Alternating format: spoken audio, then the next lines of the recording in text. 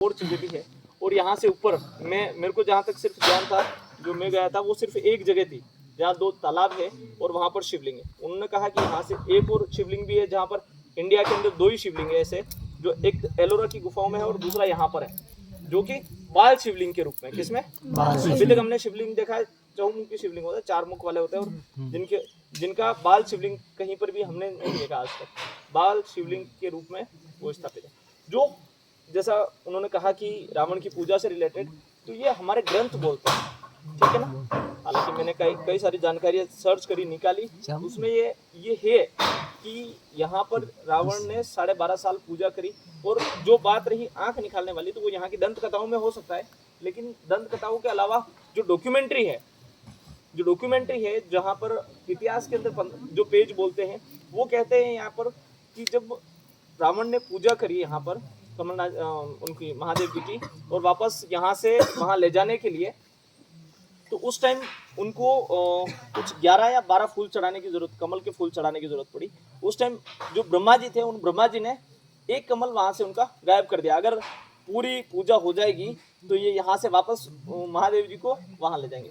तो पूरी पूजा नहीं होने देने के लिए उन्होंने क्या करा कि एक कमल वहाँ से ब्रह्मा जी ने यहाँ से उठा लिया, ताकि उनकी पूजा नहीं हो सकती। तो फिर जब रावण पूजा कर रहे थे, तब पता चला कि वहाँ पर एक कमल की कमी है। उन्होंने सोचा कि मैं तो सारे कमल लाया, फिर कहाँ गया। तो उसने सोचा क्या किया जाए, तो उसने जो गर्दन दी है वो यहाँ पर दी। हालांकि उनका कहना है कि वो क्या बोलते हैं, आँख का वो दिया है, लेकिन वो मेरे पास जो जानकारी है उसके हिसाब से यहाँ पर उन्होंने गर्दन दी। और वहीं से इनको जो दशानंद और दशानंद की जो मिला है उपाधि, वो यहीं से मिली है। दूसरा, जो अमृत की जो रावण को मिला है, वो भी यहीं से मिला है, ऐसी मेरी जानकारी के हिसाब से। कि उसी समय उनके गर्भ के अंदर अमृत का जो रखा है, वो इसी समय रखा गया था। गर्दन काटने के बाद में भी वापस गर्दन दी, और उसके बाद में अमृत का जो वरदान था वो वहीं दिया था। लेकिन कंडीशन यही थी कि अगर कोई उस अमृत को वहां से हटा दे तो रावण मर सकता है, इसीलिए उसको नाभि में तीर मार करके उसको मारा गया था, ठीक है। वो अमृत भी यहीं पर उनको मिला था।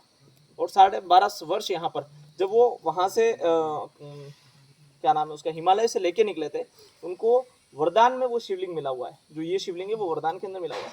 वहां से वो लेकर के निकले लंका के लिए। ये डिस्टेंस था, और पहले ये क्या बोलते हैं, हमारे जो फ्लाइट्स है वो पहले भी थी। जो पुष्पक विमान है उनका, या जो हमारे इंद्रदेव के जितने भी जो विमान हैं, ये सारे, ऐसा नहीं है कि हमारे पास ये विमान कोई जानवर है उनके ऊपर बैठ के आ जाते हैं, ऐसा नहीं है। ये सारे पहले से हमारे पास साइंस है। साइंस के अकॉर्डिंग वो विमान पहले भी थे हमारे पास, आज भी है हमारे पास। आज हम लोग मानते हैं फॉरेन से लिए हुए हैं, लेकिन फॉरेनर्स जो हमारे यहाँ पर जो जितने भी मुस्लिम आकर्ता आए हैं, या फिर जो फॉरेनर्स आए हैं यहाँ पर, और उन्होंने यहाँ से लूटमार करी, वो लूटमार करने के बाद में हमारे यहाँ पर एक सबसे बड़ी विश्वविद्यालय था, नालंदा विश्वविद्यालय। उसके अंदर कई सारे ऐसे साइंटिफिक फॉर्मूलेज थे, जो फॉर्मूले यहाँ से ले जा करके उन्होंने वहाँ पर एक्सपेरिमेंट किए, और फिर उन्होंने ये चीज़ें बना दी। जबकि ये सारी चीज़ें डॉक्यूमेंट्री हमारे पास थी। बम, गोले, ये सारे पहले से हैं, लेकिन नए फॉर्मेट के अंदर फॉरेन कंट्रीज ने हमें दिए हैं। साइंस सारा हमारे पास था पहले, ठीक है। और सबसे बड़े क्या बोलते हैं उसके ट्रांसलेटर, डॉक्टर को क्या बोलते हैं, जो क्या बोलते हैं, नाम बोलो, सर्जन जो होते हैं ना, ठीक है। सर्जन सबसे बड़े महादेव जी है। सबसे बड़े सर्जन जो है वो डॉक्टर ये खुद है। इन्होंने अपने ही बेटे का गर्दन गलती से काट दी गुस्से में, फिर बाद में हाथी का लगाया, ठीक है ना। सबसे बड़े सर्जन ये एक्चुअल में जैसे हम लोग हैं वैसे ही हैं, लेकिन ये तपस्या करके किसी पूरे अध्यात्म में चले गए। हम लोग अध्यात्म की एक पॉइंट पर भी नहीं है, हमें पता ही नहीं है। हम लोग पूजा करते हैं, हम लोग पूजा क्या करते हैं, ठीक है, और जो हमें चाहिए होता है वो मांग लेते हैं, ठीक है। यही करते हैं पूजा में, सही है।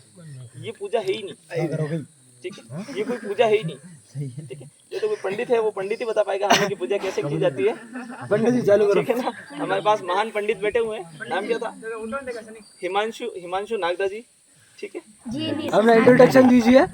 पंडित जी यहाँ पर हम लोग जहाँ हैं वो एक कोई आम जगह नहीं है, ये पूरी ऐतिहासिक जगह है।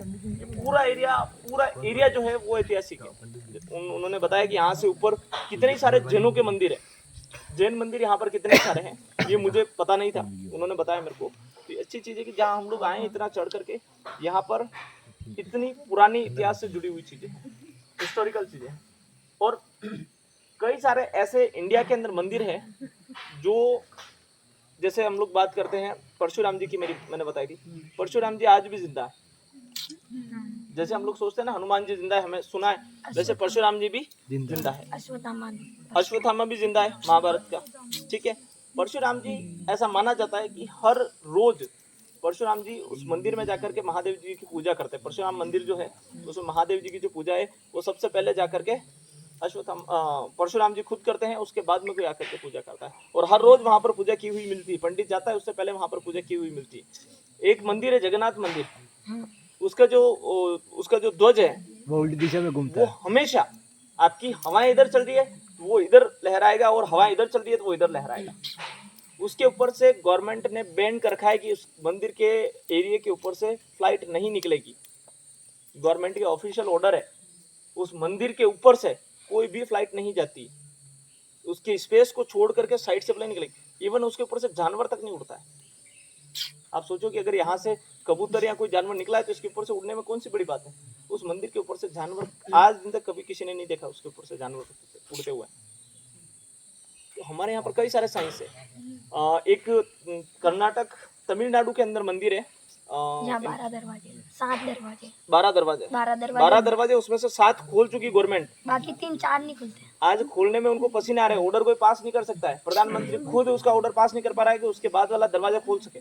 और जो दरवाजे खुले हैं उसमें करोड़ों रुपए की संपत्ति निकली है। अच्छा, वो क्यों नहीं खोलते वो भी बताया जाए।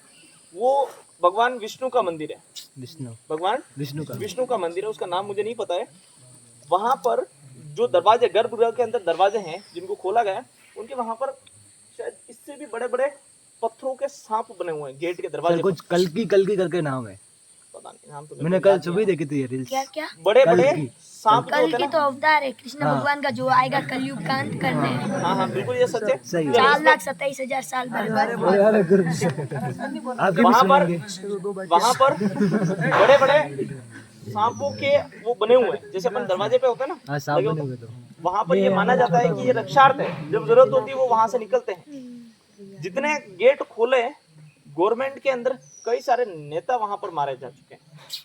जो खोलने के लिए जिन्होंने ऑर्डर पास किए थे ना, वो वहां से खत्म हो गए। और कुछ ड्यूरेशन में रहस्यमय मौतें होती है ना, कई बार रहस्यमय मौतें होती है, सुना है? वो वहां पर लोग एक टाइम पीरियड के अंदर खत्म, जिसने वहां के लिए ऑर्डर निकाले वो एक टाइम के बाद इतने ही टाइम में, सेम टाइम के अंदर वो खत्म।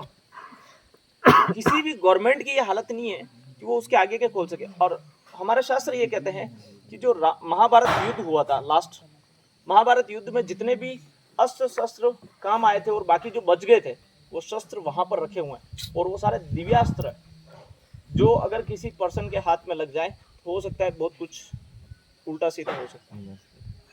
इसलिए ऐसा माना जाता है कि उसको कोई खोल नहीं पाता है। और कई सारी चीजें, जैसे भी एक छोटा सा एग्जांपल बताऊं, नरेंद्र मोदी की ने एक सिंगोल करके नाम यूज किया, किसी ने देखा है क्या? अभी नई विधानसभा बनाई, सबने देखी है, बीच में चर्चा में चली।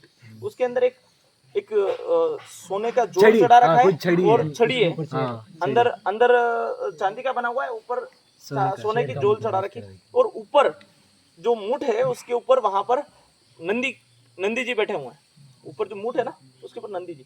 वो कई सालों वर्ष पूर्व एक चलू वंश चला था, उस चलू वंश के राजा जो हुए थे उन्होंने एक उसकी रचना करी थी, और वो पूरा साइंटिफिक है।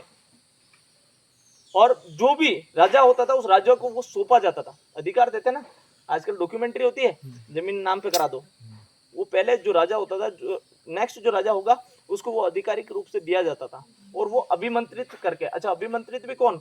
तमिल, केरल और कर्नाटक के जो पंडित होते हैं, अपने यहाँ पंडितों में और उनमें पंडितों में ज्यादा फर्क है, वहाँ संस्कृत ज्यादा चलती है। तो हमारे जितने भी ग्रंथ हैं वो सारे संस्कृत के अंदर है।